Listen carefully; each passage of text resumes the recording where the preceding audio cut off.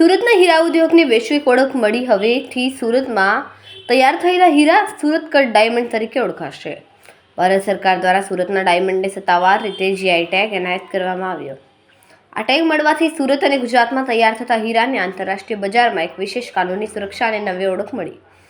ED દ્વારા આ મહત્વનું પ્રમાણપત્ર એનાયત કરાયું. આ સિદ્ધિથી પ્રદેશની કુશળ કારીગરી વૈશ્વિક સ્તરે માન્યતા અને આર્થિક ફાયદો થશે. ભારતમાંથી નિકાસ થતા કુલ પોલિશ્ડ ડાયમંડમાં 90% હિસ્સો ધરાવતા સુરત માટે આ એક ગૌરવપૂર્ણ ક્ષણ છે. હું Jagdish Kunt, president Surat diamond association. સુરતને જે રીતે પોતીકી ઓળખ મળી છે કઈ રીતે ગર્વ રહેવા? બહુ ખુશી અને આનંદની વાત છે ડાયમંડ ઇન્ડસ્ટ્રી માટે. અમે થોડાક ટાઈમથી ડોક્યુમેન્ટ રજૂ કરીને જીઆઈ ટેગની માંગણી કરી હતી સુરત કટ ડાયમંડની.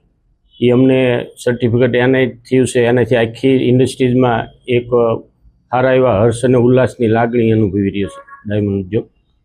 સાથે સાથે જીઆઈ ટેગ મળવાથી ડાયમંડ સિટી તરીકે તો સુરત હતું જ તે પ્રખ્યાત, પણ જીઆઈ ટેગ મળવાથી એક વિસ્તારમાં જે પ્રોડક્શન થતું અને ગુણવત્તાસભર હોય એનું અમને સર્ટિફિકેટ મળવાથી હવે ડાયમંડ ઇન્ડસ્ટ્રીઝમાં સુરતમાં બનતા હીરા અને ગુજરાતમાં બનતા ડાયમંડને એક આગવી ઓળખ મળશે. વિશ્વમાં એની એક પહેચાન ઊભી થઈ છે અને સુરક્ષાની દૃષ્ટિએ પણ એમને રક્ષણ મળશે.